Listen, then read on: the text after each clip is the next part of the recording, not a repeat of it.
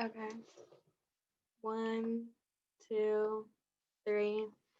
Hell to the Tyson Tigers, and the black and gold. Fight on with the red and forever. Victory strong and bold. Fight, fight, Fight, hail to the Towson Tigers, and proudly fall to sea. Fight, fight, fight, Tigers, fight. Lead us to victory, TU. All right.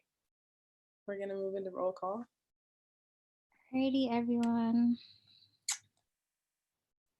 Treasurer Eagle, Present.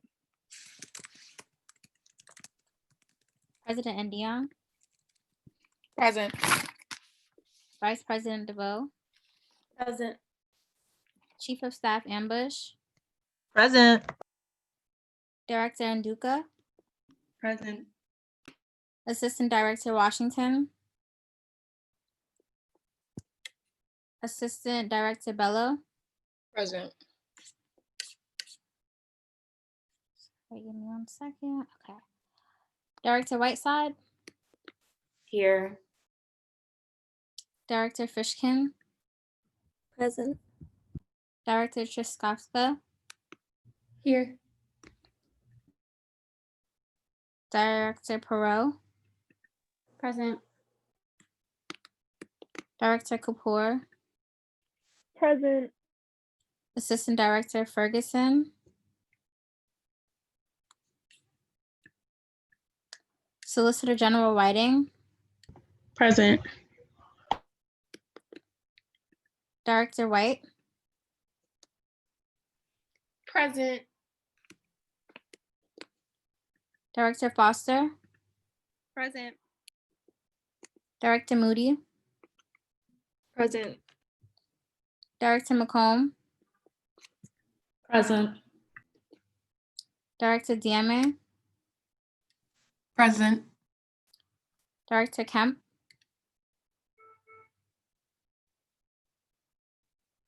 Director Kemp, Assistant Director Hogarth,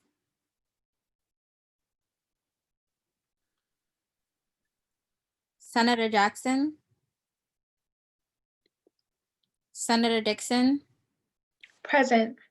Senator Watts, Present. Senator Kinsey, Present. Senator Newman, Present.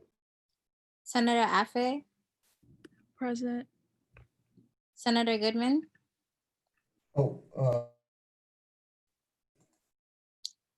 Senator Williams, Present. Senator Harding,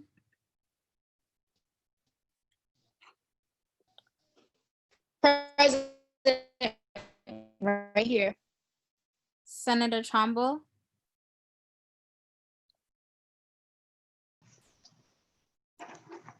Senator Tetsi, Present. Pro Temp Wheeler, Present. Senator Teklu, Present. Senator Egan, Present. Senator Rink,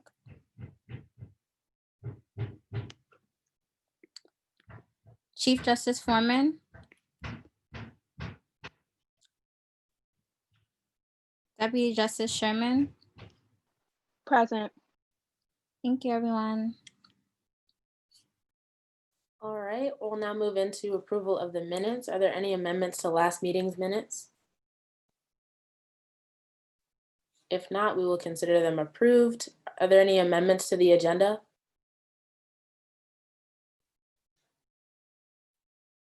If not, we will follow the agenda as written. Attorney General Robinson, can we please have the senator count? Give me 1 second, please.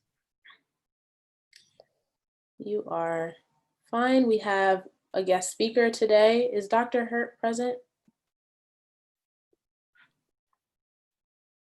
Vice President DeVoe, I am here. Hi, okay, so we have our Vice President of Student Affairs for Towson University, Dr. Vernon Hurt, and he will be speaking with us today. All right, thank you. First of all, good evening, everyone. I want to thank President DeYoung and Vice President DeVoe for the opportunity to share a few moments with the body this evening. I wanted to provide two particular updates today. One is in regards to the naming review committee for PACA House and in Carroll Hall. I wanted to provide an update in terms of the committee's work, as well as a new initiative out of my office for engaging students as we're thinking about not just our support for students currently, but beginning to think about our work post-COVID as we plan for upcoming semesters. So I wanted to just share a couple updates there. Let me start with the naming committee. I first, again, want to thank and really highlight the leadership of SGA. To kind of set the stage a bit, you all will recall that back in June, our SGA leadership made a formal request to President Schatzel to stand a committee to review the names of PACA House and Carroll Hall based on the university's policy on naming of facilities and academic programs. So President Schatzel received that formal request and approved the request and did appoint a committee. The committee is comprised of students, faculty, and staff. It requires, per the policy, representatives from the three shared governance bodies here at Towson University. That includes the Academic Senate, the TU Staff Senate, as well as SGA. And so President DeYoung is serving as the representative for the SGA as a part of the committee. So the committee was appointed back in June, late June, and we began our work in July. So I wanted to kind of share a little bit in terms of the policy. So the policy requires that a committee is appointed to review whatever, whether it's a building, a facility, or an academic program, whatever the request is, a committee is stood up to review that particular request. And so this committee was appointed to review this specific request. There are kind of a number of criteria that are built within the policy that the committee is focusing its review based on. And so we are called to provide a recommendation after a thorough review based on that criteria. And I'm happy to share a link to the policy if desired. But we are to review the individuals' lives and their contributions based on those criteria. The committee has been working. We stood up two research groups, one focused on Carroll, William Carroll, Charles Carroll, I'm sorry. Charles Carroll was a signer of the Declaration of Independence, was the first US Senator from Maryland. Then PACA House is named after William PACA, who was a former governor of Maryland. And so we stood up two research groups that have been looking at the lives, the contributions, impact of those individuals based on those criteria. And we anticipate making our recommendation to President Schatzel in the coming weeks to kind of share in terms of process. Once the committee has made its recommendation to President Schatzel, she then will review the committee's recommendations and determine whether or not she will approve those recommendations and move it forward to the Board of Regents if the recommendation is to make changes to the names. It is the Board of Regents for the University System of Maryland that ultimately has that responsibility for approving that recommendation. So the committee has been working very hard over the last few months. And as I said, I anticipate we will be submitting our recommendation from the committee to President Schatzel in the next few weeks. And so I wanted to, again, because This process was inspired and requested by SGA. I appreciated the opportunity to come and share an update and let you know that the committee has been working and that we are bringing our work to a close so that we can forward our recommendations to President Shasta. So I'm happy to entertain any questions about that process. Does anyone have any questions, or do we have any questions in the live Chief of Staff ambush? Okay, great. Thank you so much, Dr. Hurt. Was there anything else you wanted to share before we moved forward? Yep, Yes. just lastly, just something to look out for. Starting next month, I'm going to be hosting a series of virtual lunches with students. It'll be capped at about 20 students per gathering. And it's really an opportunity for me to engage with our student body, have the opportunity to work with many of our student leaders very closely, but I really want to be able to expand reach and connect with more of our student body, just to really hear about the student experience, ideas and thoughts about how we can further enhance the campus experience and the student experience here at TU. And so I ask you to be on the lookout.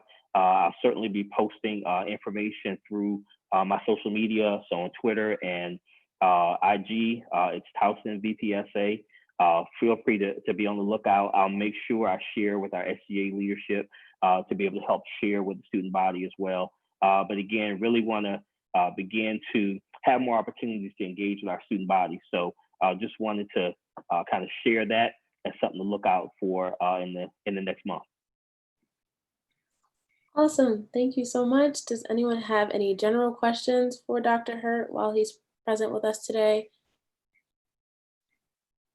If not, thank you so much. So Thank you. now we'll move into public participation and student concerns. Were there any student concerns that we wanted to raise from our social media or from the body? Nope. All right, cool. All right, we'll move into communications then. Advisors' remarks. Hello, can I share my screen, please? Can I do that by myself, or does someone need to grant me that access? Perfect. Thank I think you. you can. Thank you very much. Hopefully everyone can see that. Happy Tuesday, everybody. It's great to see all of you. And thank you, Dr. Hurt, for all that great information. I'm definitely gonna look forward to hearing more about the virtual lunches with the students. So if you need any help, of course, let us know here in student activities. I don't have much to report out today, but I do want to start with some really good news. It's regarding Miss Mary and Matt Leno. So I reported out to you all last week that both of them were scheduled to have surgery. Miss Mary, thankfully, her surgery went well and she's back at home. Just another reminder, direct all your communication to Vicki Young until I let you know when Miss Mary's back in the fold. Similar to Mary, Matt Leno also had surgery last week, and he also is home and resting, so he's doing well. And so I'm happy to be able to report those two things because both surgeries are pretty significant. On a personal note, I'll be out of the office from tomorrow through Friday, and so it's out of the office offline, right? But just keep in mind that I'm not going to be available unless it's an emergency. So if there are any things that you need from me, just shoot me an email and I'll be catching up when I get back in the office on Monday or back online on Monday. So please keep that update nearby. The other things are just event-based information. And so, and I sent this again out to the Director of Communications and Director of Special Projects. So this should go into the minutes. Happy National Voter Registration Day. Today's a big day. So hopefully, for those of you that may not have been registered, hopefully you did get registered. But there is a online social media kind of contest going on. I Vote Because, that's sponsored by the Office of Civic Engagement and Social Responsibility. So I provide all the information where you can find it. And so you would provide a response to that particular prompt. And I believe they're also providing a giveaway. So all the instructions are in the additional information column. There's an event coming up, Social Identities. I think this might have been announced last week, so I apologize if I'm replicating some information, but I just I saw it on the calendar, and so wanted to put it out there. It's sponsored by Center for Student Diversity. So if you want to find out more information, you could, of course, contact the department or research that particular site. Our office, Student Activities, we're continuing our Tiger Leads program. And so this is not the tier 2 version. This is our traditional, what used to be known as iLead program. And so we're kicking off Discovering Your Strengths. So next date is this Thursday from 6:30 to 7:30. And you have the link to get more connected to that. And it's open to as many people as want to participate. Tigers Lead, are you a leader? The next phase of conversations, similar to the Discovering Your Strengths. Each of these kind of build on each other. And so there's another one coming up on the 28th. So please take advantage of that from 30 to 4:30. And then a big event is coming up. And typically I wait until, I would have normally waited till next week to put this on the agenda or in my report, but it's such a big event. I wanted to make sure that you all were aware of it if you didn't already know. So the Career Center always does a fall career fair. So obviously it's going to be virtual this year. So this is the information regarding that. I provide the registration link. So please take advantage of it. It's going to be a great experience. And even though it's virtual, it doesn't mean it's any less important. So please take advantage of that opportunity because it is definitely going to be worth your while. A lot of jobs will be there and a lot of professional individuals that are going to be there to be able to help you all out. So that's all I have for now. So with that, I yield. Thank you.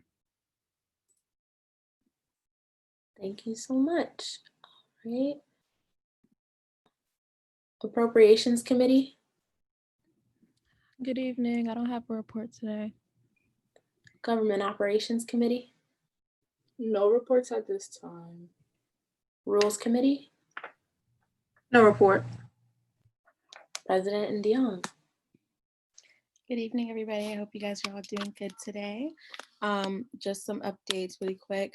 We have a representative for the Resource Planning and Advisory Committee. It's Kirsten. We're still looking to place other people on more committees, so just look out for that. It's going to be in the group chat.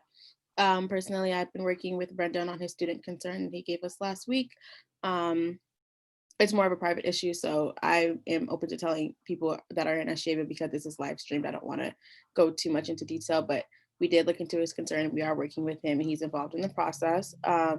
And lastly, I've been working with the Career Center on some initiatives for current students and specifically one for those that are graduating this winter or next spring. There's a lot coming from that department. So if you want to know some of what they're doing and what I was let known of during our meeting, just let me know and I can give you all of those notes. And that is all I have for you guys today. And with that, I yield. Amazing. Thank you so much. Treasurer Yeagle. No report. Attorney General Robinson. Hi, everyone. I hope you guys are having a great week. Just wanted to say a couple quick reminders. With weekly reports, please make sure you guys are sending in extensive weekly reports so that we know exactly what you're doing. Because now that we're in a virtual environment, it's really important because that's how we can hold you guys accountable and just make sure everyone is doing their constitutional duties. And then also a quick reminder to make sure that everyone is responding to emails within 2 business days as the Constitution states. And I just wanted to reiterate communication with me if you're having any issues, whether you're overwhelmed with classes or you have a home situation that may prevent you from turning on your camera and GAs, anything like that, please contact me, have a conversation with me so I can better accommodate you. And with that, I yield. Right, Chief of Staff Ambush. Happy Tiger Tuesday, everyone, and happy National Voter Registration Day. So I have a couple things to say, but I'll keep it short. So any SJ member who is working on events, make sure you rely on our special projects team. They're here to help you all. Also, if you have an event in October, even if it's in the early stages of planning, please let me and Director Kapoor know. October seems like it's going to be a busy month for us in terms of programming, and we want to make sure that all of our programming has enough space to be appropriately advertised to get as many people as possible coming. So even if it's just an idea you want to do in October, please let us know sooner rather than later. Everyone in the cabinet one-on-ones will be happening again with me in October, just so I can do check-ins and things like that. This upcoming Thursday, we are having a public pre-meeting. So everyone who's watching the stream, check our Instagram and our Twitter. We have a flyer up there. Title IX and student conduct will be coming Thursday from 5 to 6, and they will be talking about how their offices will operate now that most of us will be at home. As many of you know, there might be questions about certain rules and what happens if this happens. Can I still go to student conduct? Can I still go to Title IX? And they will be answering those questions. So the Return to TU kind of task force is kind of coming back, mostly to talk about with the spring. So SGA members, any notes that I'm allowed to share with you all, I will once that meeting is over on Thursday. And lastly, please share the application flyers. So for senators, justices, assistant directors, freshman council, all of that, please share those all over your Instagram and stuff. We want as many wonderful students to join SGA as possible. All right, Department of Academic Affairs. Hey guys, just like a couple of things. So the provost and I were talking about the deaf studies majors and how this semester in particular there has been not enough sections for students. She's like working on that with professors for not only the semester, next semester, but she's working on it like with students, like specifically, and not with like the whole like section until next semester. So if you know any more students that need help with that, just tell me. And also there has been some student concerns with the math department with technology issues. So if you know anyone that's like taking classes in the math department, please tell me, because we're looking for more people to like help raise awareness with this, because we don't know which professors it's coming from or what classes it's coming from. So if you could just tell me or like shoot me an email, that'd be great. That's it. Oh, I use my time. Department of Campus Activities. Hi everyone, CAB is having an event tonight. It's Drag Queen Bingo. It's at 7 p.m. so right after this meeting. So if you have any free time, definitely come and stop by. Cynthia Lee Fontaine from RuPaul's Drag Race is coming to host it. We're giving away prizes, so definitely come if you have any free time. With that, I yield. Exciting. Department of Civic Engagement. Hi everyone, happy National Voter Registration Day for the third time. I make sure you're registered to vote today. I can place some links in our chat to make sure you know how to check if you're registered and check other stuff. And also tell your friends and family to register if they're able to. The Maryland absentee ballot request due date is October 30th, so be sure to get that in if you plan on voting by mail this year. And be sure that if you are voting by mail to sign the outside of the envelope or your vote will not be counted. Tonight there's a couch party with the Office of Civic Engagement. You can sign up at bit.ly/TU votes couch party. And then also for resources, getting mail-in ballots, voter registration, and getting informed, you can go to towson.edu/TU votes. And then if you have any questions regarding voting, you can go to tuvotes@towson.edu. And on my end, I have some meetings and events coming up. And with that, I yield. Thank you. Department of Communications. No report. Department of Community Outreach. Happy Tiger Tuesday, everybody. No report. Department of Diversity and Inclusion. Happy Tiger Tuesday, everyone. No report. Department of Health and Wellness. No report. Department of Higher Education. Oh, excuse me. She is not here today. Department of Legislative Affairs. Hi, everyone. I hope you guys are all doing well.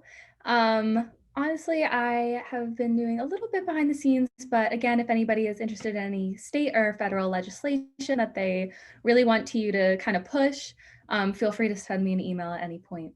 And with that, I yield. Thank you. Department of Special Projects.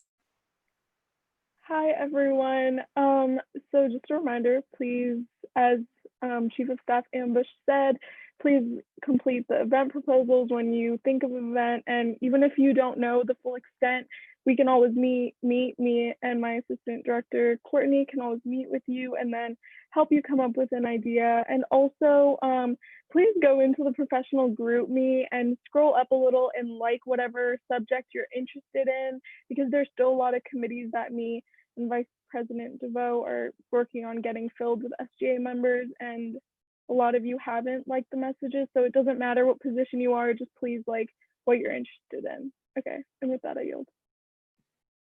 Great. All right. Let's see, Department of Marketing. No report. Department of Student Organizations.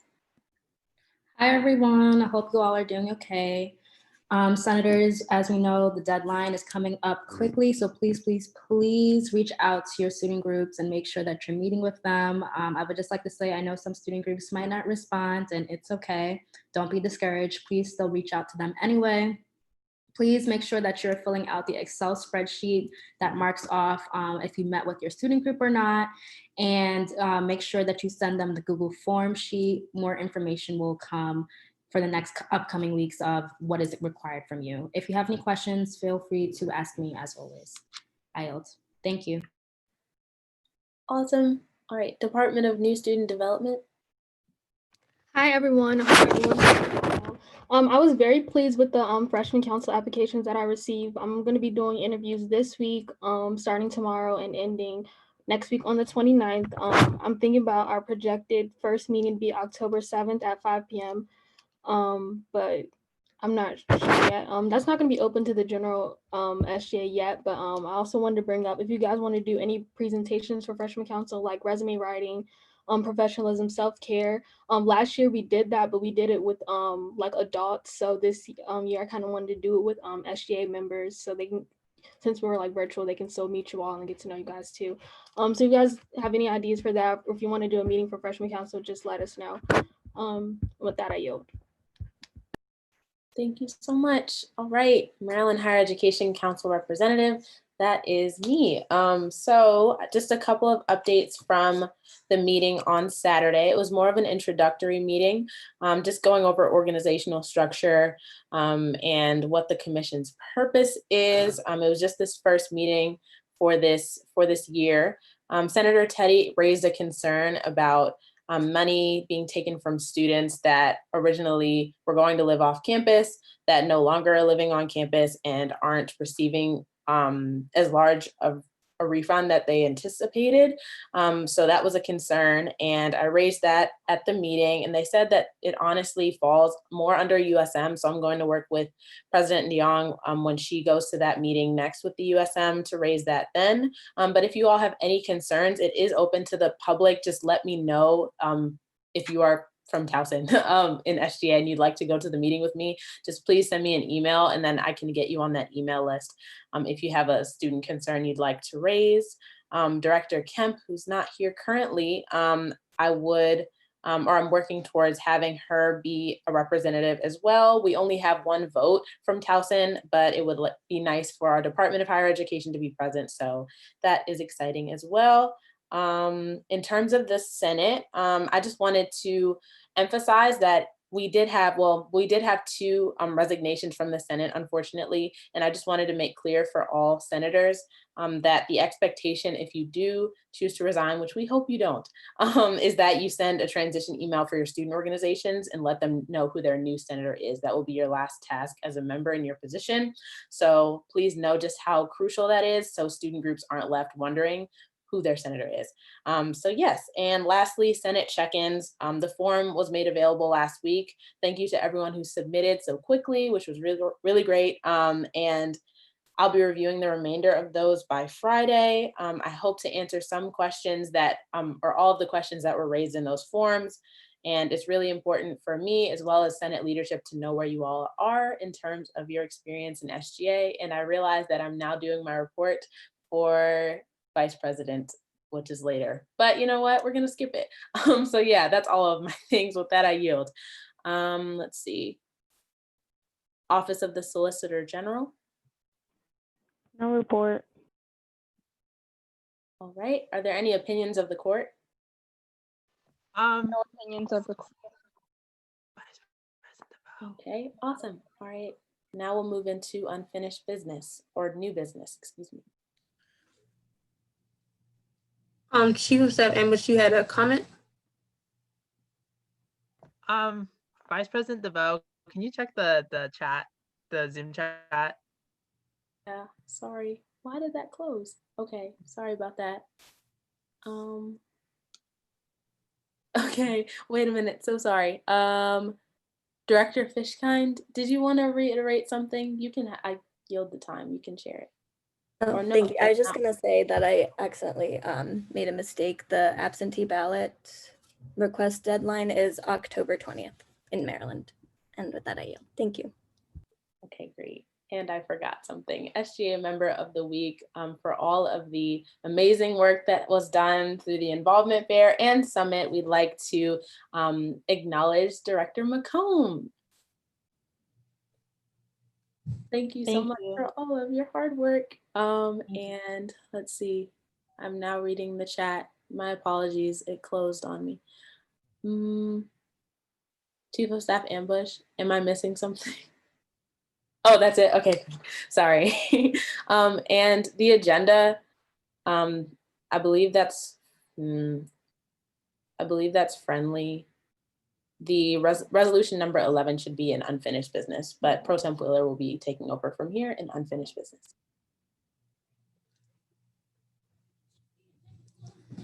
Okay, hello everyone. Like Vice President DeVoe said, friend recommendation that resolution number 11 will be in unfinished business. But I guess we could say it's business. Are there any motions on the floor? Senator Goodman, I motion to review resolution number 11. Is there a second? Rumble, I second. Okay, we'll now move into a vote. All those in favor?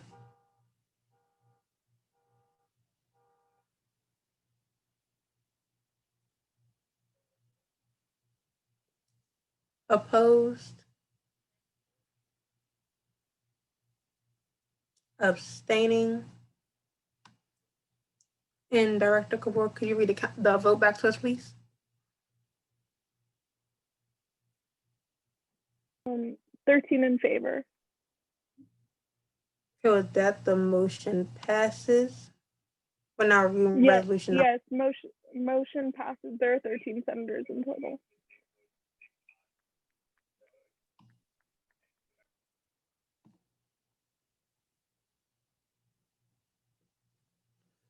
Okay, we're now reviewing resolution number 11. Would the senators like to speak on the resolution's behalf? Yes, just to clarify, there have been some edits in the past week, a few weeks since the bill was first displayed at a GA earlier in the month. We have removed the 25% deduction rate because we just feel like that we should really ask everybody to really think of maybe a more reasonable deduction rate or something, or if they should be fully, in terms of defunding, if they should be fully defunded at all, because we would just like more input from the General Assembly as a whole. And in addition to that, we also listed some from a meeting that we had with Officer Herring of the Towson University Police Department. We listed some programs that were being effective and some and where those could be used, which departments could take those over if the department was to be fully defunded. But yeah, that's so if it's all right and if we have the time to do it, I'd like to kind of just walk through section by section and go over what each part says. Same here. Yeah. Would that be all right? Yes. So yeah, the first whereas is, you know, kind of a mission statement describing why this bill is on the floor right now. You know, we all know with the political climate that we're looking for change and going on. This is the change that we want to bring about. So Goodman, would you like to talk about the numbers that we got from Lowenthal? Want to just like explain, like just go back and forth. I do one, you do one, whereas, you know. Yeah, sounds good to me. All right. So the second whereas discusses about the budgetary numbers that we received from the university's CFO, Ben Lowenthal. And on these numbers, we have this basically to show you exactly where this came from. Would you mind if I shared my screen, showed you the budget form where this came from exactly?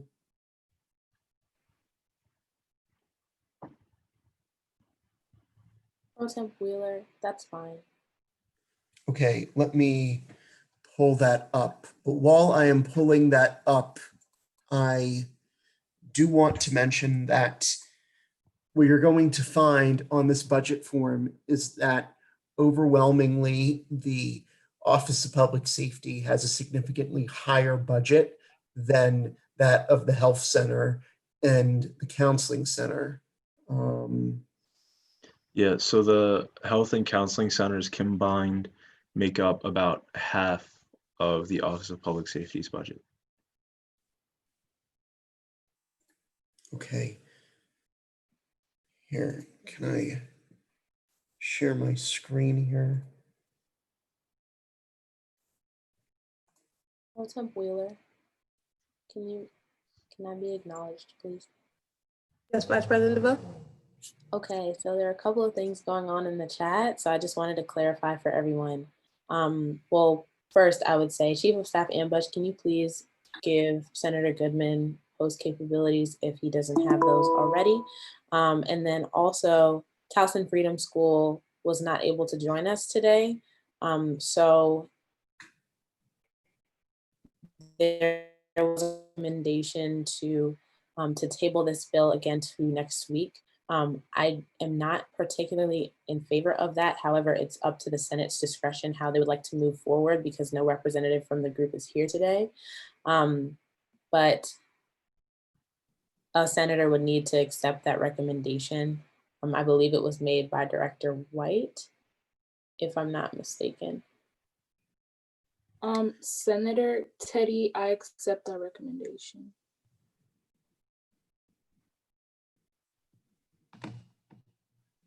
Is there a second?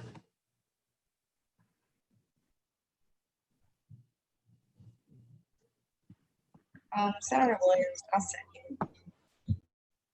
Can we? Oh, Vice President DeVoe, did you want to say something first? I'm sorry. I was going to wait for you to ask for a discussion. That was inappropriate. I apologize. But sorry, who's the second? Senator Williams seconded. Okay. Wow, I think I forgot what I was going to say. If we table this, we won't be able to continue the discussion, which I'm realizing now. So senators, please be mindful of that. So if you want to vote to table it at the close of the discussion, you can, but you have to vote the motion down now. My apologies. Senator Goodman. I move that we strike that motion. This is a bad recommendation. I think we need to discuss this bill a bit further. Well, you all need to, thank you for sharing that. You all need to vote on the motion on the floor. You can vote it down, but you have to complete the vote.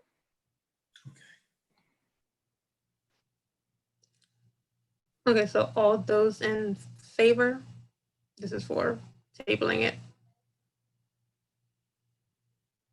All those opposed?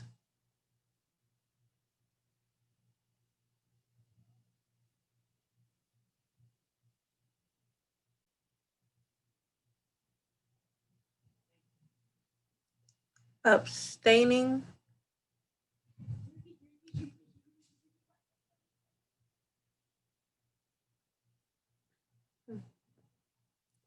And Director Kapoor, could you please read the vote back to us, please?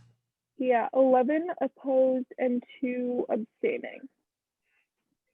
Or 12 opposed. Okay, with that, the motion fails. Are there any motions on the floor?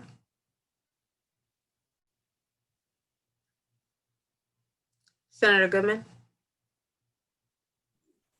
I move that we review the budget form that I have displayed here in regards to resolution number 11. Is there a second? Senator Trumbull, I second that. We will now move into a vote. All those in favor?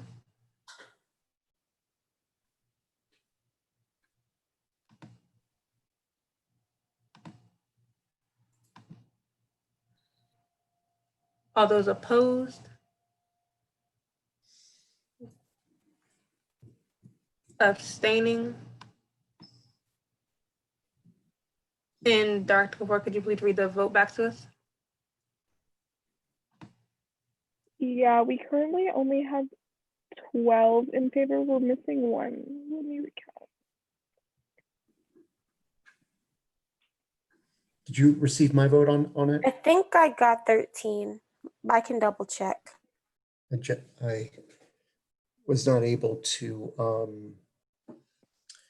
when I had the screen share up. Yeah, we have 13 now, so 13 in favor. There we go. Oh, yep, all good, Jake. Thank you. Okay, with that, the motion passes.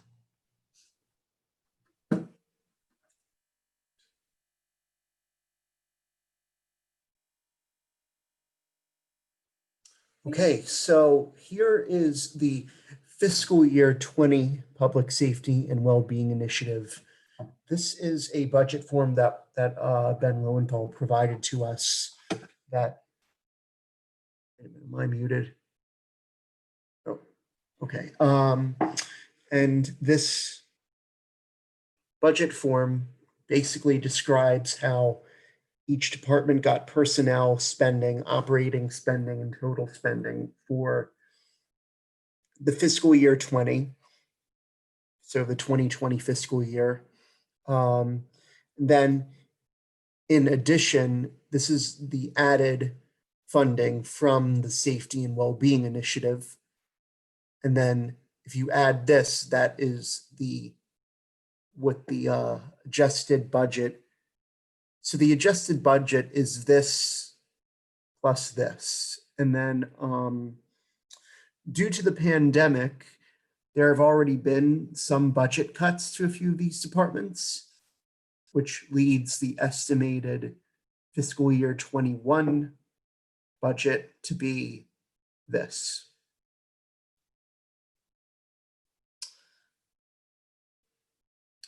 Any questions, comments, concerns?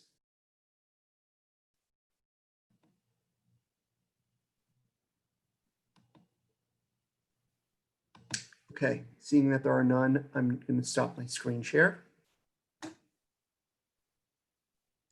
And we can go back to reviewing the legislation.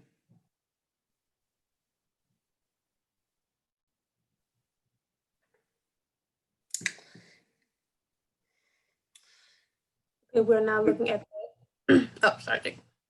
So in the numbers in the legislation, as you saw on the budget form, the numbers are reflective of both the fiscal year 20 adjusted budget, which adds the numbers of the Safety Wellbeing Initiative, and the fiscal year 2020 budget. In addition, there's also the numbers provided from the for like the total funding for each department for fiscal year 21. The estimated budget, that is, or the budget that is going to be provided for the fiscal year 2021. Notice that the OPS, which majority of the OPS is the TUPD, which also includes some funding for the security cards that go into dorm buildings and whatnot. The OPS is $7,099,743 for the fiscal year 2020. And due to some minor deductions, fairly minor deductions due to COVID-19, the department will receive for the year 2021, $7,037,164. The health center and the counseling center both received around the same amount of funding as each other in the respect. The counseling center received about like 2,406 and 225 for the year 2020, and 2,388 $2,388,125 for the year 2021. And both years, the counseling center received the same amount, $2,223,580. Obviously, what we see here by these numbers is that there's a disconnect. Why is the OPS receiving so much funding and the counseling and health center not as much? Or is it to the university's discretion that counseling and health center is not as essential as having a heavily funded police force on campus? I don't know, but it seems to me that, now I know why some of the quality of service in the counseling center is not the best all the time. And the counseling center definitely needs to hire more staff. And so moving on, we get into more of the meat of the bill. The next couple whereases are just kind of stance statements describing how we're approaching this bill. Moving down a little bit more into the second page.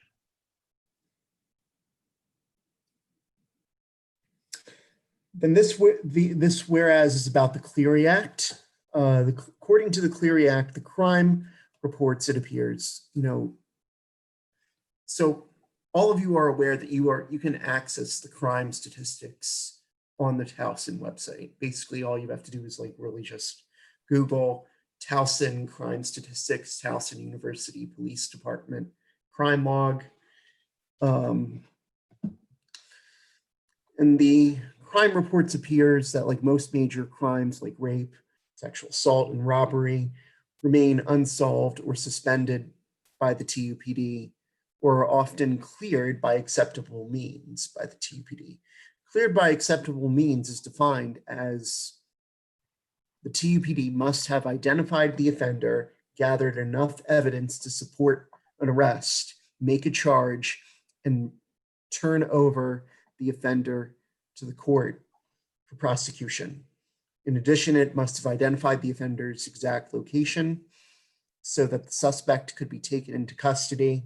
Additionally, most suspended cases, though, on the opposite of that, though, well, cleared by exceptional means is good, and in the respect that it's cleared, and they do have an offender identified, and they've taken that person into custody.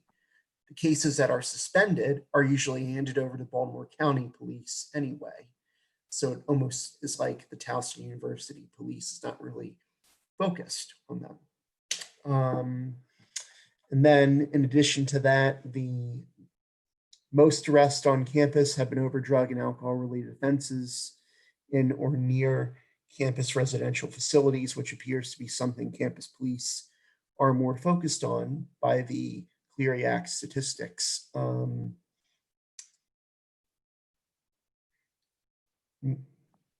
Sean, you want to explain this next one, please? Yeah.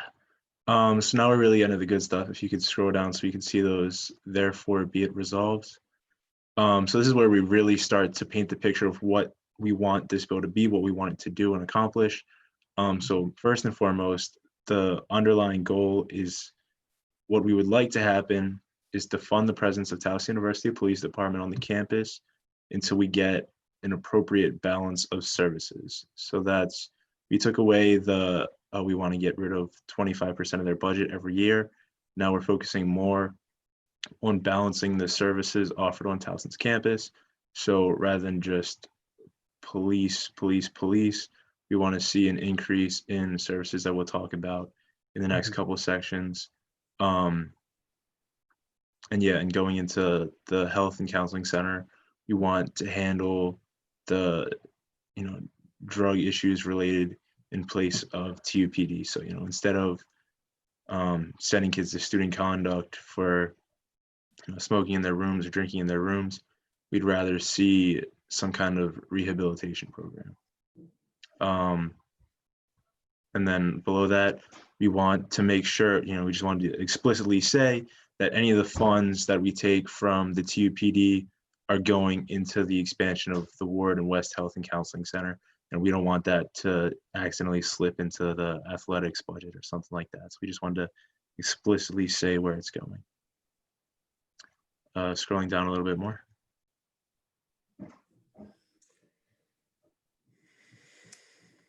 For this last one, it's just about like that, it's a fundamental belief that,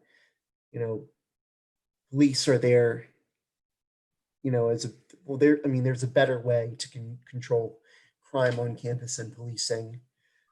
Because, notably, as the Towson Freedom School has said, and it's pretty common in the media, you're hearing this now, police do not prevent crime, they punish it. It is not our goal to minimize crime, it is our goal to eliminate crime and the situations that make crime possible. And this can all be accomplished with increased funding to social programs. For example, to reduce petty theft on campus, we propose a highly accessible food pantry fund for students.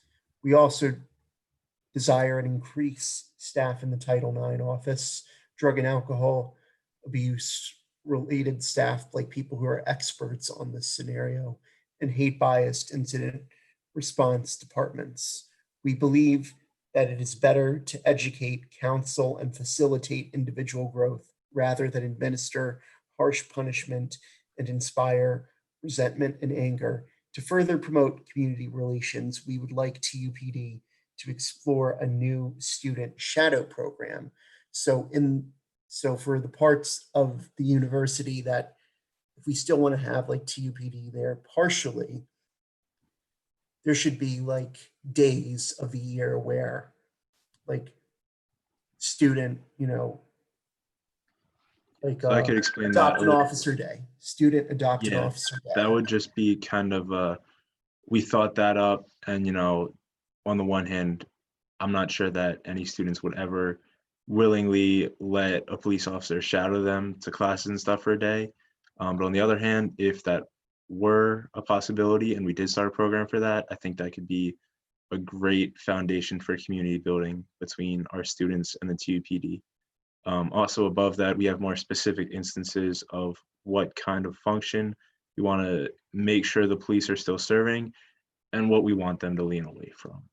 So, going into it, we want them to monitor and protect campus property.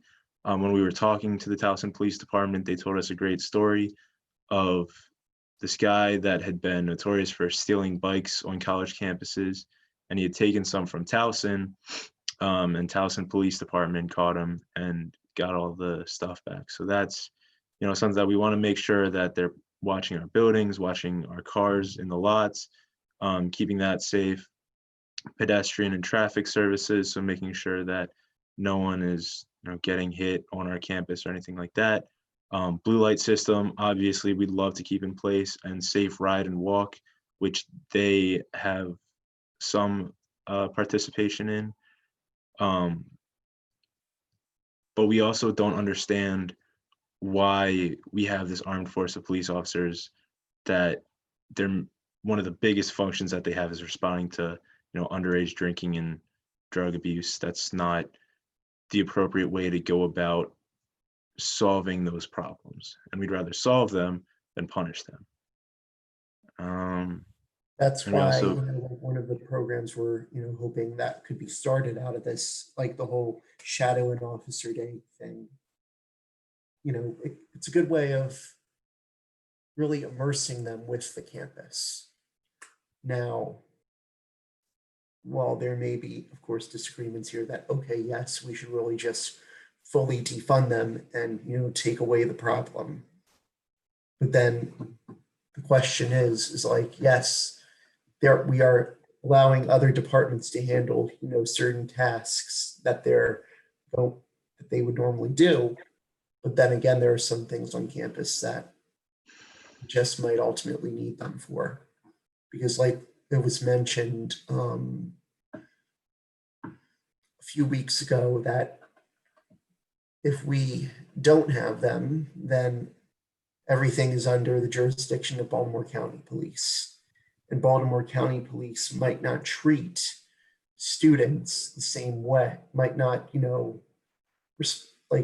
might be even more punishing of students on campus than TUPD.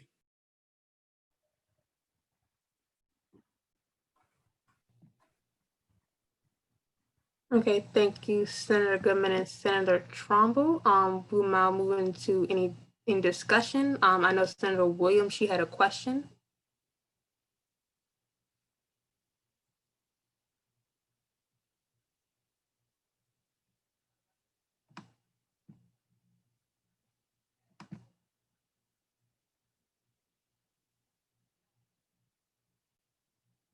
Senator John Robinson.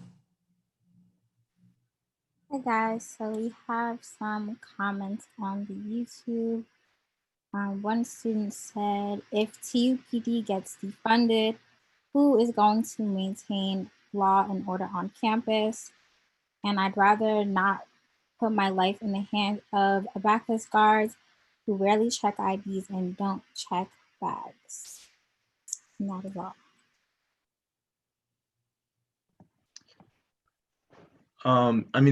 So to respond to the first part of the comment, that law and order section, we're not saying to entirely remove Towson Police. We're saying that right now they're doing a lot that we think other people could be doing better.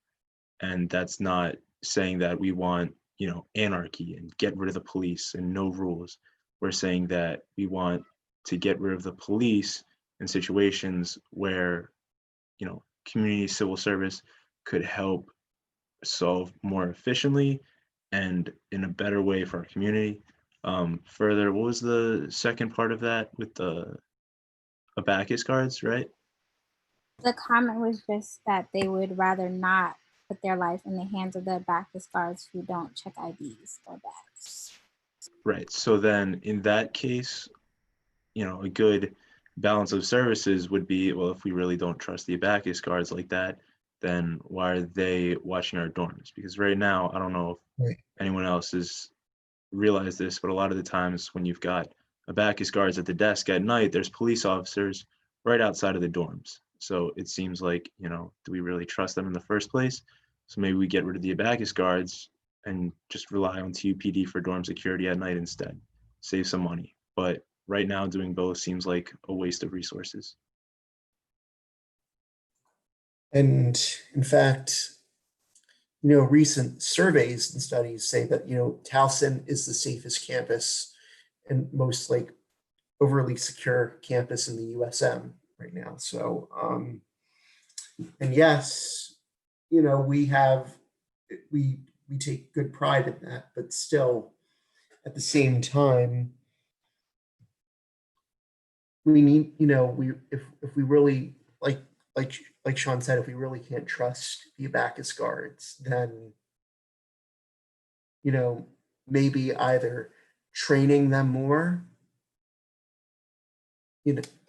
providing them more training and limiting TUPD, Or we have TUPD as the full-on security for the dorms, but then again, that might be problematic too.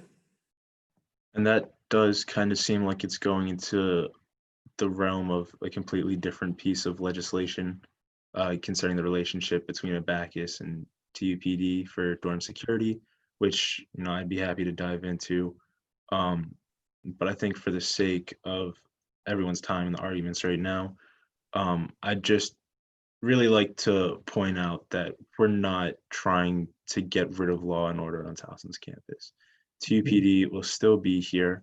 And yes, it's scary to think that getting rid of some of their services is going to put us at danger.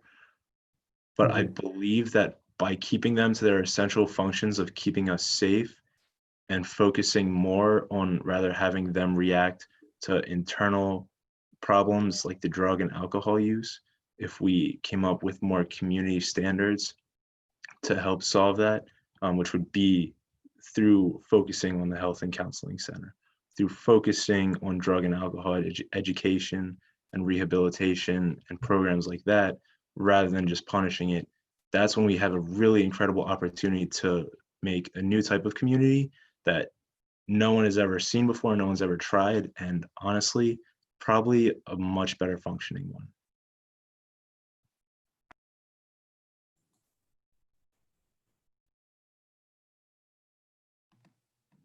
Okay, thank you. Is there any more discussion?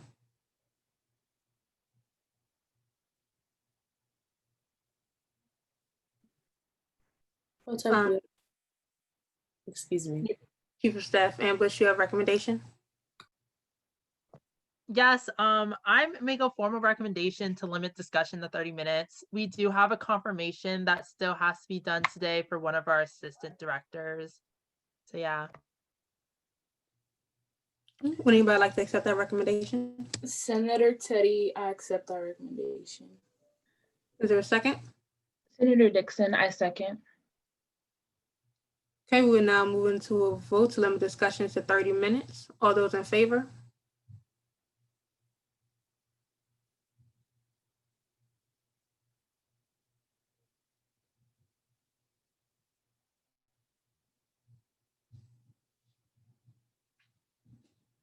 All those opposed? Abstaining? And Director, could you please read the vote back to us? Yeah, we have 13 in favor, or actually, I apologize. We have 11 in favor. We're missing 2 votes.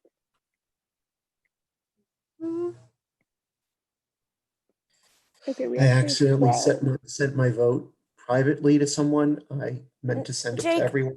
Jake, I see yours. There's 12, so we're just missing 1. Or that the motion would still pass? Yeah. Yes. Okay, so motion passes to limit discussion to 30 minutes. And I know Director White, she had a presentation that pertains to the legislation. Yes, I do. It's really short, so it shouldn't be any more than 5 minutes. It just should clarify a little bit of what people could expect if this were to be passed. Oh, so I've been given host capabilities, so I can share my screen with you all.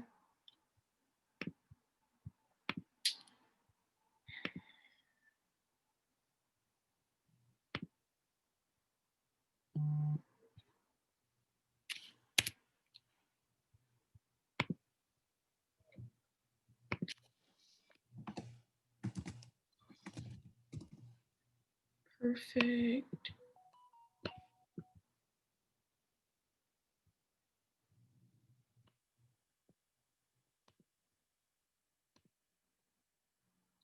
All right. Can you all see that? Yes. Okay. Perfect. So this is just going to kind of talk about what you can expect in terms of policing at Towson and just some changes and things of that nature.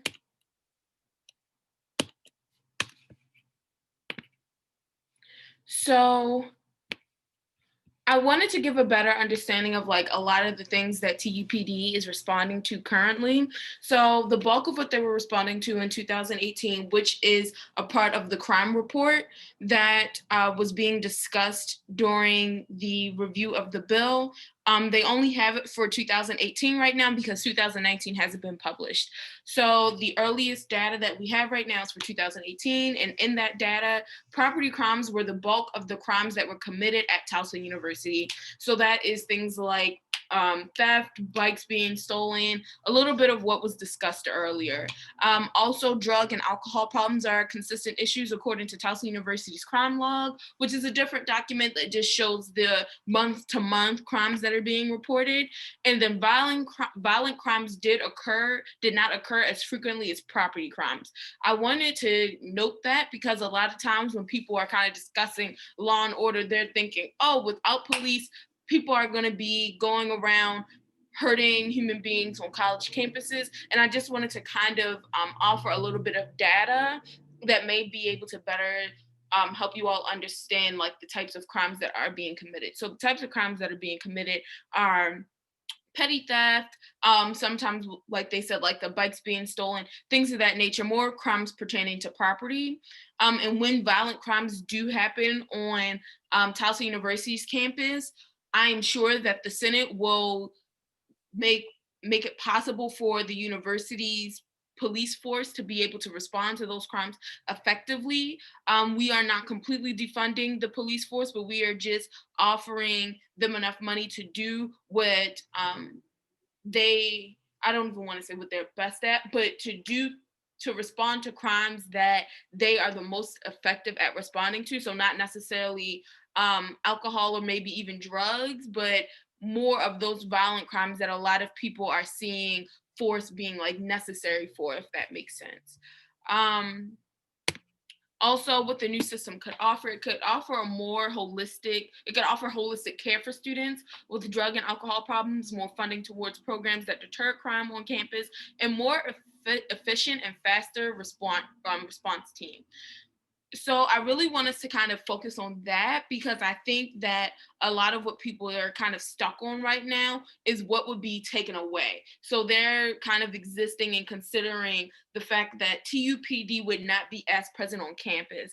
But this slide and what I wanted to talk about is what would be present on campus, and that is a more holistic response to crime on campus. So things like drug and alcohol related offenses, instead of it being a response that is heavily reliant on TUPD, offering a more holistic response to things of that nature. And also, even with other crimes that are being committed, it becomes very difficult for TUPD to operate outside of this binary that we come to understand when responding to crime in the sense of the criminal and the victim. Oftentimes, people that commit crimes on campus are both. They have both been a victim of crime and they have both committed a crime. And so we want to offer services that can tend to that very nuanced reality a little bit better and not necessarily punish them, but offer them services that can assist them in maybe not even having or going towards crime, if that makes sense. So offering them something else, offering an approach that alludes to the idea that we can live in a world free from crime and we can live in a world free from the problems that force people to create crime, if that makes sense. Also, when TUPD isn't responding to all the crime, they can respond to the crime. They can respond to more specific crimes much more efficiently, and they can respond to them a lot faster. So when they don't have to handle everything that happens on campus, they can handle the things that we see fit a lot more efficiently. And so when we are saying, okay, how about the counseling center respond to issues of maybe alcohol abuse, if we see fit, instead of putting everything on TUPD, just offering them a little bit more freedom and time to do specific things and respond to specific crimes instead of responding to everything on campus. Also, why now? A lot of people are very concerned about the timing of this bill because we're seeing so many things happen with policing around the country. A lot of people are like, okay, but TUPD hasn't exhibited the issues that these other police forces are having around the country. What I want to make clear is that we don't want to necessarily wait until that happens. We don't want to necessarily wait to see the products of a overused police force and a highly funded police force and not funding other services. We don't want to see the products of that, and we don't want to see the consequences of that. And so we want to create proactive policies concerning on-campus policing, and this is an example of that. And proactive policies concerning policing are much more effective than those that are reactive. And we are seeing a lot of reactive policies concerning policing right now, just on like the national scale. Now people are talking about bills that would decrease police brutality. Now people are talking about funding issues with policing. But what we want to do as a Towson community is we want to kind of get beyond being reactive, and we want to be more proactive when it comes to policing, and especially on-campus policing, because we don't want to be that university that waits and suffers the consequences of waiting to see the consequences of things that we already knew were issues.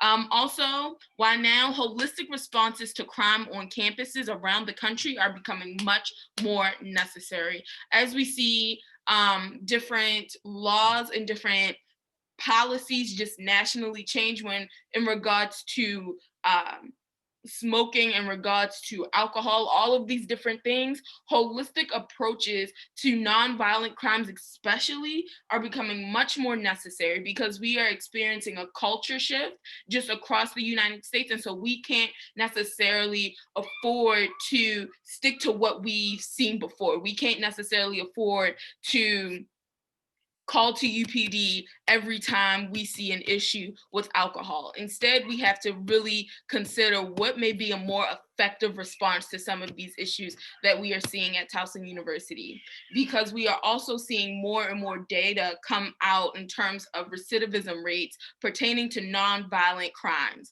and whether or not these recidivism rates are connected to how police are responding to these nonviolent crimes.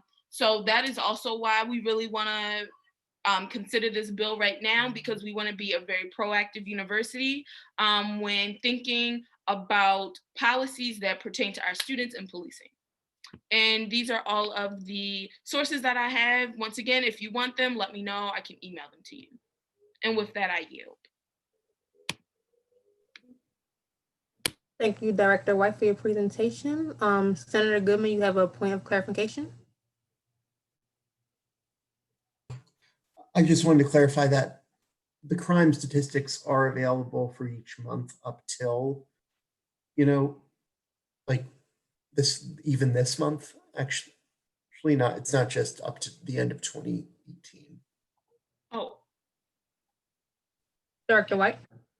Yeah, so what I was pointing to was the University of Maryland Systems Crime Report. And so that has Towson University, Morgan State, all of that. That is for 2018. But you are correct that there is a crime report for Towson University specifically and only for every month. That is what I believe. Is that the Clery Act you all were talking about? Yes, that's what we were referring to. Yeah, yes. And those definitely, if y'all have the time, just please look at some of those crime logs. Interesting stuff. Okay, and Assistant Director Hargrove, you had a point for clarification as well? Yes, I just had a few questions about where, do you guys have plans on exactly what the alternative to TUPD would be? Because I know you said you would do an alternative security process, but I don't remember what you said about that. Are you talking about specifically for dorm security at night? Yeah, just because me personally as a student, I've actually been in two specific encounters where I was in a dangerous situation, and it wasn't something that TUPD was actually even allowed to help with because of the fact that they were pigeonholed by certain regulations. So I just wanted to know what would be an alternative for you guys so that I could feel safer too. So especially for in the dorms, I have to look more into that, but I absolutely love to look more into that. I don't I know. also I had think a it's question. Sorry. I mean, one of our thoughts was, or at least I was thinking, maybe we have like a student, like any students, who want to volunteer with, or like, maybe like training RAs for, like, how elaborate is the RA training in terms of handling? I was an Um, RA. what? So I was an RA, so I can actually say that unfortunately they don't train you in security because of they rely on the TUPD system. But if that's a Maybe it portion, might be a good idea now to train I RA agree. as, better security forces, better be like a, like how like lot of neighborhoods have like a neighborhood watch program and whatnot. Um, Maybe if you have like a community watch program or like a building council watch program that, can And I better also think it's help. pretty essential that we take a real good deep look at a Bacchus now, because I mean, I know from personal experience, there's been nights where I've walked into the dorm and the person behind the desk is either watching a soap opera or asleep. So are those Right. really the people that we want to have watching our dorms? I think it's time that we take a deeper look at how they select their security guards, what their training looks like, what their qualification standards are, and then we can start to make progress on our dorm security. My last comment was also, or question, I guess, would also be, have you guys taken any like anonymous surveys on people's feeling harassed by TUPD? Is that a specific issue that pertains to this community? Unfortunately, we haven't. Also, then again, it's been hard to really No, I get think the we right actually, volunteers the or- Towson Freedom School, and I know I see Dominique waving her hand, so I'll turn it over to her to explain it because they did do something like that. They did something. Yes. So I am one of the co-directors for Towson Freedom School. So also, although there isn't a representative that is not a part of SGA for Towson Freedom School here, but you can refer to me for any questions that you have or any comments that you want, like towards Towson Freedom School.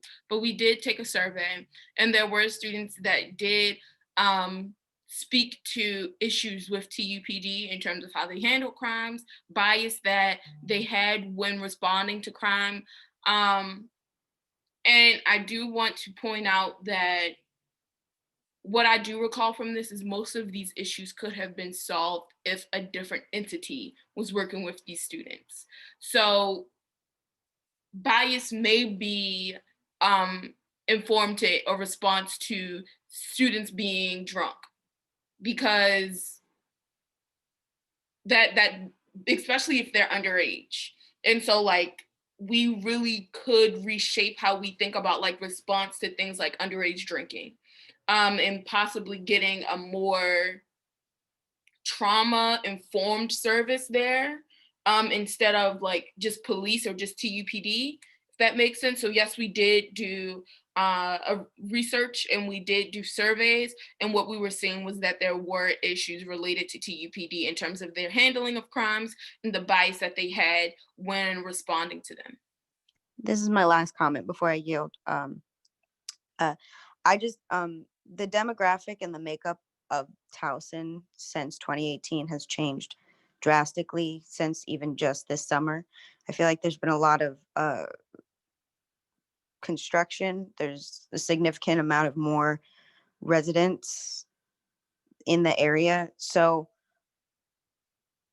that's my only concern about this. And again, I'm just speaking as a student. I'm not a senator.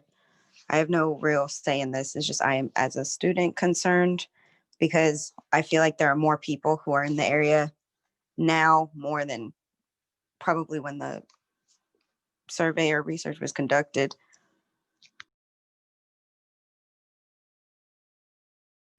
Was there a question attached to that?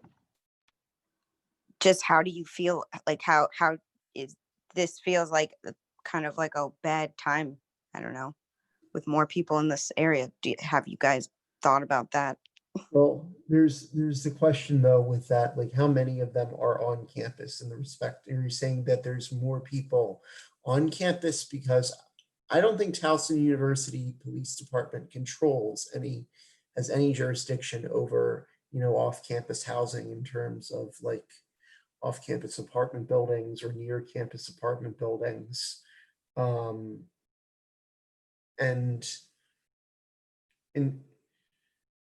you correct me if I'm wrong about that. No, you're correct. But what happens when they get within the area of a Towson PUPD area? Yeah, so I'd actually like to just, directly challenge that and say that this is really the best time to possibly, make these changes, even with the changing demographics. Demographics are always changing, whether it's due to, new development on campus or whatever, the freshman class coming in. But the best time is now, and that's not just, because I want it to be now or because it should be now. It's because, how long are we going to wait? How long are we going to, brush this under the carpet until we really decide to take action and do something about it? Also, I guess another question is what also in terms of now with everything going on with the pandemic and all that, since there really hasn't been like many students, if any, on campus, this is only just going to further decrease the role, CUPD has already now. So since it's probably going to be a while before we're back in person again, it seems like this is, a good time to really do this. Thank you guys for answering my questions. I yield. Okay, Vice President DeVoe, you have a comment? I did. Sorry if my Wi-Fi is lagging. Can you also hear me okay? Okay, great. I just wanted to just encourage the discussion in the direction of focusing on what's specifically in this bill, just because we can speak broadly about policing and other entities that provide security for Towson, but just for the sake of the discussion, especially because it is limited, and that's why I'm trying to speak quickly, just please focus on the topics that are addressed in the bill, which is the defunding and the disarming, and why and what that looks like from this resolution's perspective. And I encourage the senators that are the senators that participated in writing this bill, as well as the questions being asked, to center around clarifying information from the bill specifically, because some questions may be able to be addressed in another piece of legislation or a meeting later on. So I just wanted to make that clear. And then also it's friendly because the bill originally, on the first reading of the bill, this was correct, but this is on behalf of Towson Freedom School, not on behalf of myself. So I wanted to clarify that as well. But with that, I yield. Okay, Director Truskowska, you had a question? I can yield my time for any further discussion that pertains more so to the bill. Okay, Chief of Staff Ambush, you had a question, I believe. Let me get the check right. I resend that. Director Kapoor, you have a question? This is just for the voting record, but Maya, did you say you weren't a senator? Because I saw that you had voted in a past voting, but you're not a senator, correct? Correct. I misinterpreted my the abilities of my role, I guess. My bad. But I am not a senator, no. I am the Assistant Director of Student Work. Okay, thank you.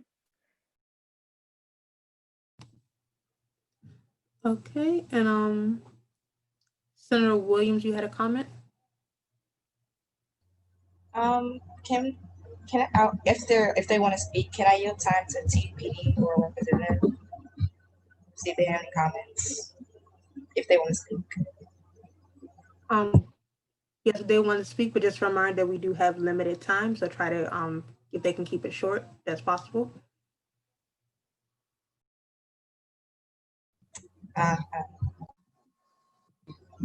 Thank you. I'm Joe Herring. I'm the Director of Public Safety and Chief of Police.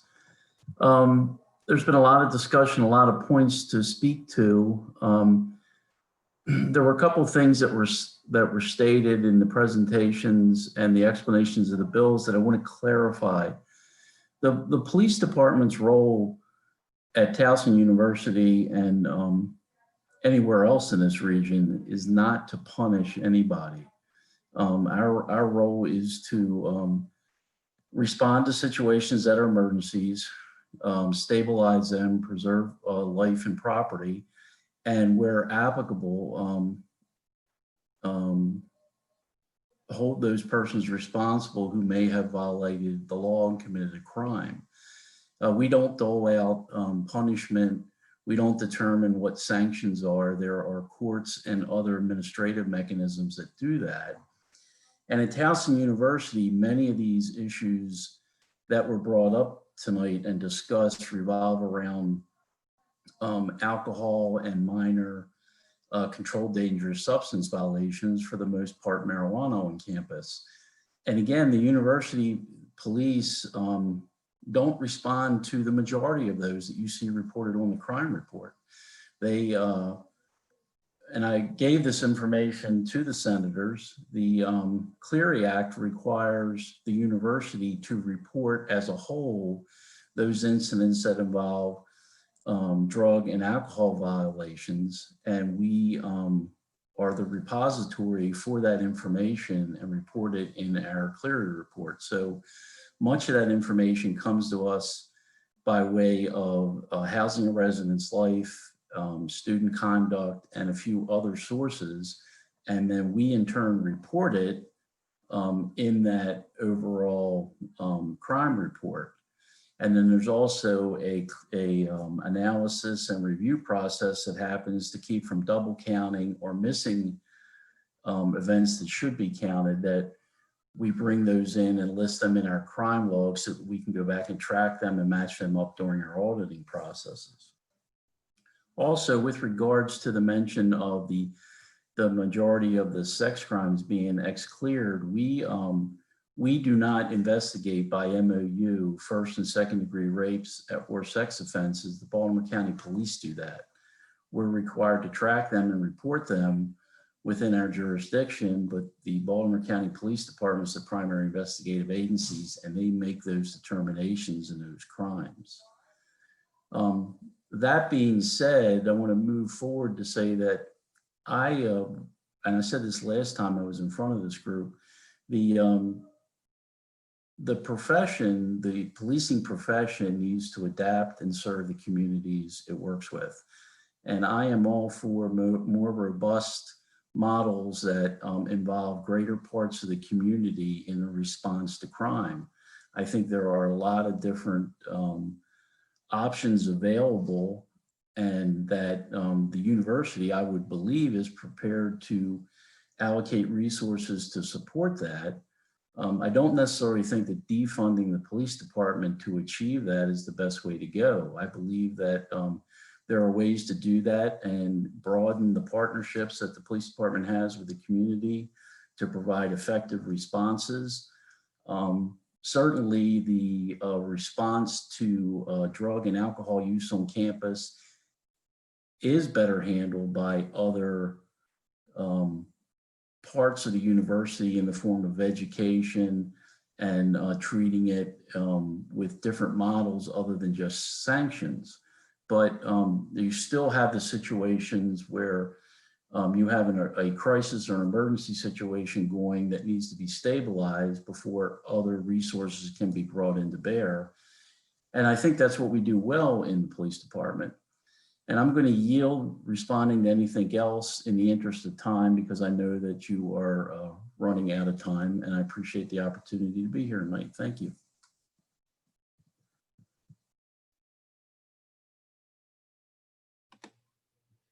Okay, is there any more discussion?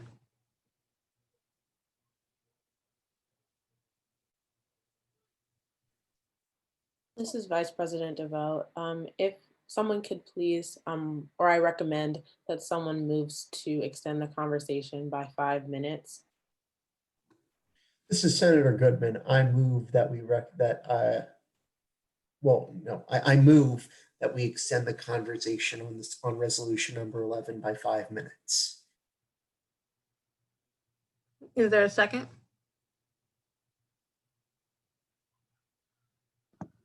Senator Trumbull, I second. Okay, we're now moving to a vote to extend the time to 5 minutes. All those in favor?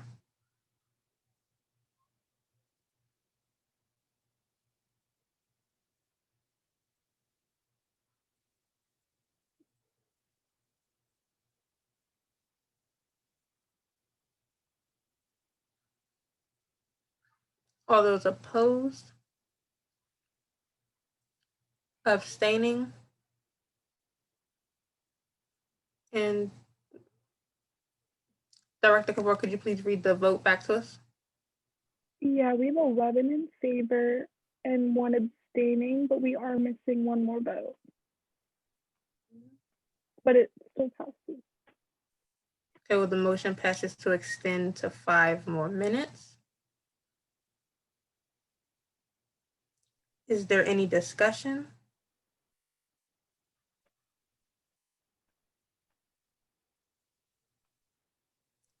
Director Truskowska? Hi, so I'm just a little concerned about the whole Clearing Act, just in terms of what we just heard from TUPD. Is the information in this bill correct in terms of that, or is it, does it need to be like re-explained? I'm just a little confused on kind of how that all plays into it if TUPD doesn't deal with certain cases or certain instances that are still reported in like that section. Well, there is a chance that some of this might, the way I saw it, like this was, obviously like accurate to what's stated in the statistics. If anyone else thinks that there needs to be anything that's added to this bill or in that like whereas section, please let me know. So there is also with, like, especially in that first line, like the issues that get unsolved or suspended by TUPD, really what happens in a lot of those situations is where, for the especially nasty cases, jurisdiction falls on the Baltimore County Police Department instead of TUPD. And once that jurisdiction gets transferred over, it's all in the hands of Baltimore County at that point. So then they take charge of any further clearing, recording, anything else in that process. But it doesn't really, from that point on, it doesn't show up on Towson's database. I believe that's correct. I mean, Mr. Herring, I'd love for you to correct me if that was wrong, but from our discussion, that's what I've gathered.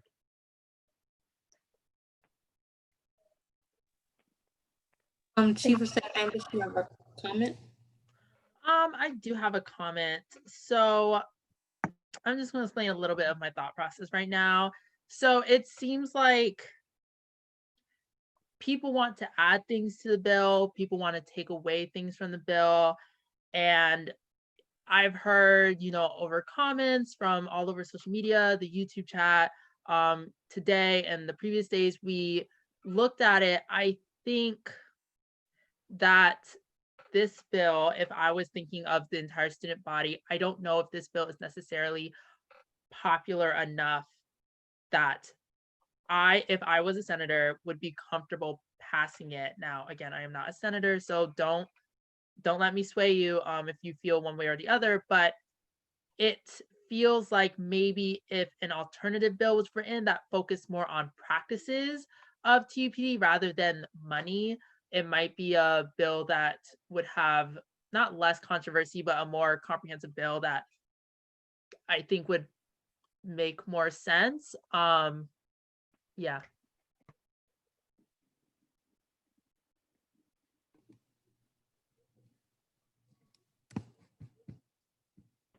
Okay, because we have now reached the time limit, we now have to vote on the bill. Okay. So we're now voting on the bill as a whole. All those in favor?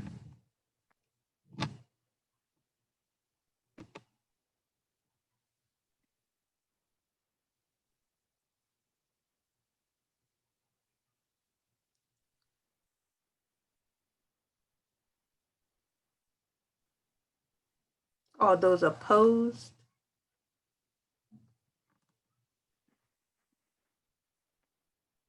Abstaining?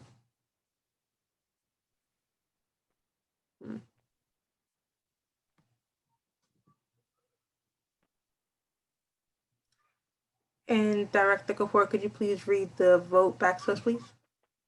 Yes, 3 opposed and 2 abstaining. Director Kapoor, could you please repeat that? It's like your mic kind of went out a little bit. 6 in favor, 3 opposed, and 2 abstaining. This is Vice President DeVoe. Can you please send it in the chat? Yeah, thank you. And I believe we need 8 for it to pass. So with that, the motion fails. And we have to vote again. With Vice President DeVoe, it's actually out of 12 senators. Well, Yeah. point of clarification, this is Assistant Director Special of Projects. So there were 12 senators, however, one of them just left to attend something else. So I believe we should only have 11 now. But correct me if I'm wrong. Pro Temp Wheeler, can you also please read the count out loud for the live stream, please? Okay, give me 1 second while I count. The double check. No, the voting count. Oh, yeah, 6 in favor, 3 opposed, and 2 abstaining. That's 11 in total.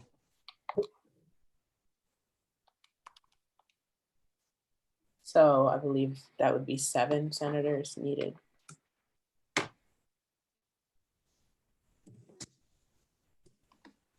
So we have to go into a revote, correct? Me if I'm wrong. No, the bill fails. The vote is failed. Okay.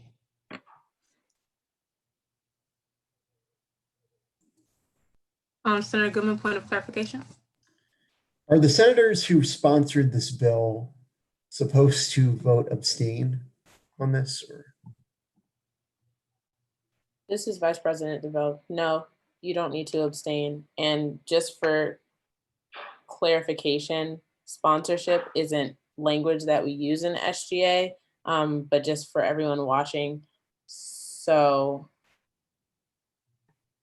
yeah, sorry, I'm reading the chat. The senators, when you say sponsor, they, Senator Goodman means the senators that wrote the bill, but no, they are elected officers and they are able to vote.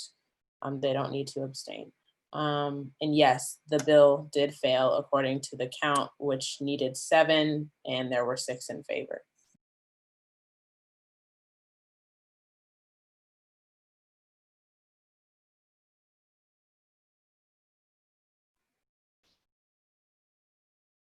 Pro Temp Wheeler, we can move forward with the agenda. Okay.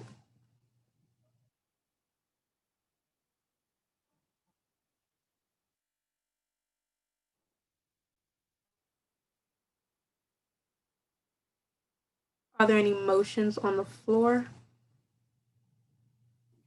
Senator Affy, I move that we review resolution number 13. Is there a second? Senator Teddy, I second. We will not. Is there any discussion? If there is no further discussion, we will now move into a vote to read resolution 13. All those in favor?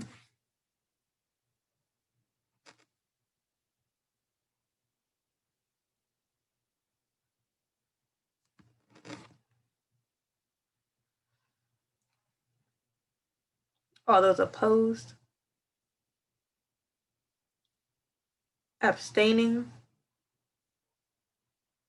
And Director Gore, could you please read the vote back to us? 9 in favor. Out of 11. I'm sorry, can you type that in the chat? Like, I don't know if like your mic is just kind of. Can you hear me now? Yeah. Sorry, we have 9 in favor out of 11 senators in total. And so that the motion passes. We now review. President DeVoe, I'm so sorry to interrupt. I really apologize, but all senators need to be voting and there shouldn't be any confusion about that. Please vote. The vote needs to be consistent with every motion that is made. And I don't want to have to repeat this again. And I hope this doesn't sound mean, but I'm really just emphasizing this for the voting count and for consistency and integrity of the vote. Thank you very much. Okay, we're now looking at resolution number 11. Ty Banks, you'd like to speak as to why you would like to be in SGA?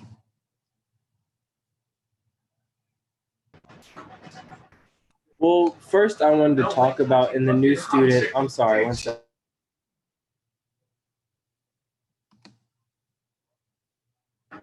My apologies. With that, I wanted to continue in the new student development. Coming from the freshman council, I feel like I have a lot to offer with my past experience and also being a treasurer in the freshman council last semester. I'm definitely excited to continue on with that, and I have a good amount of new ideas for it with more inclusion because I want to bridge the freshman council into the SGA better. I want to make more events that help better SGA together and make it so that the process is easier and we get more freshman council people that want to then come into SGA. Oh, and with that, I yield. Okay, thank you so much. Would anybody like to speak on his behalf, or are there any questions? We will limit that to one each. Director Trzaskowska. Hi everyone. So I got the chance to work with Ty last year throughout freshman council. I really do think that he is a very passionate person. I think that he genuinely enjoys being a part of SGA, and he did enjoy being a part of freshman council. I also know Zakia was on freshman council, or Director Moody, excuse me, was also on freshman council. And I just think that they would make a very good team. I think that they can really apply their experiences to just making it as best as it can be, even with the current situation.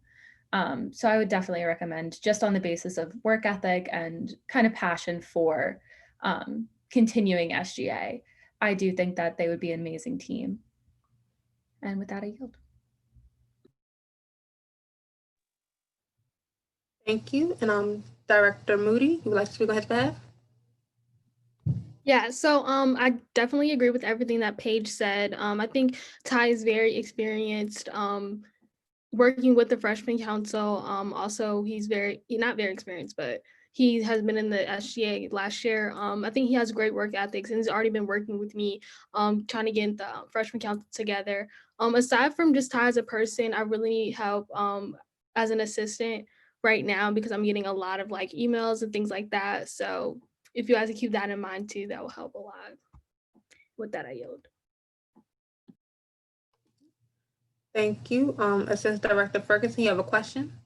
Yes, I do. Hi. So, as someone that benefited greatly from Freshman Council their freshman year, with all of the resources that were offered and the networking that was provided for me, how are you planning on providing those same resources and support, especially now during this new virtual format?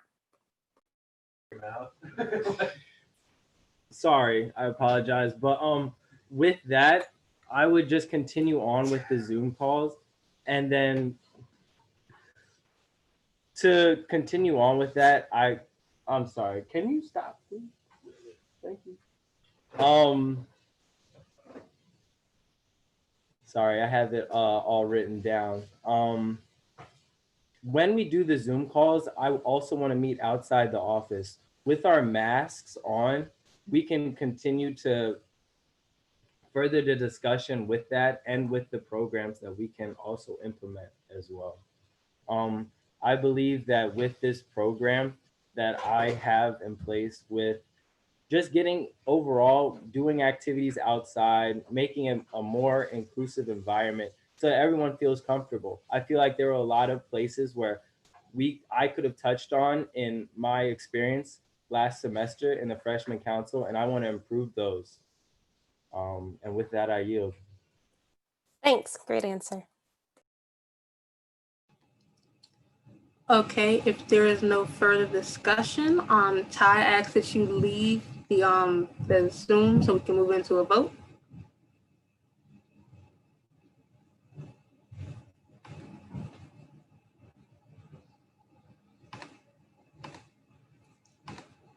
Okay. We will now, sorry guys, I don't know why this is messing up for me. Okay.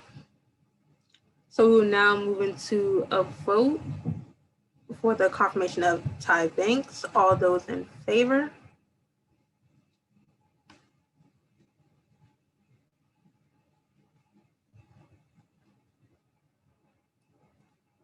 All those opposed? Abstaining? And Director Kapoor, could you please read the vote back to us? Yeah, we have 11 in favor. Okay.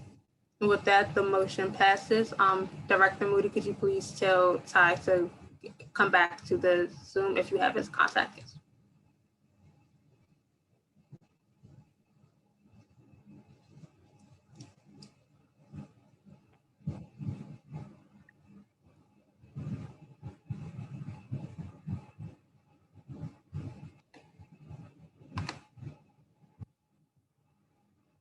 Okay, are there any announcements?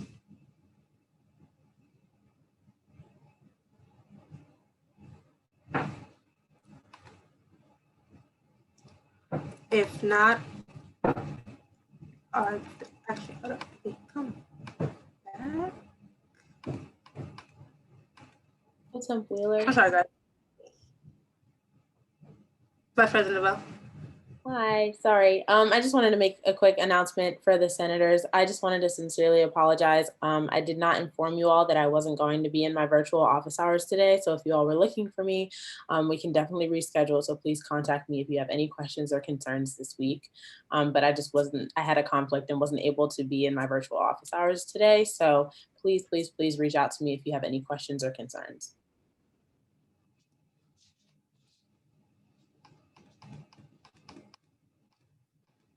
Okay, and if Ty has came back, I can't see it for some reason. It's acting slow. Congratulations on being Assistant Director of New Student Development. Congratulations, yay.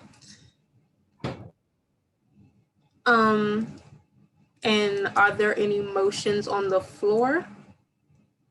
Senator Teddy, I motion to adjourn if there are no further announcements.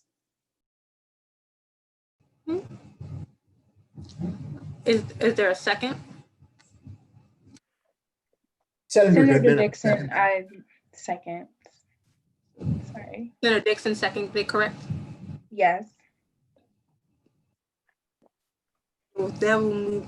Is there any discussion? If there is no further discussion, we're now moving into a vote to adjourn. All those in favor?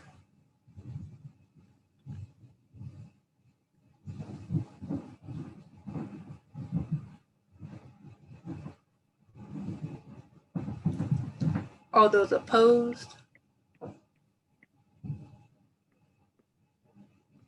Abstaining? And Director Laporte, could you please read the vote back to us?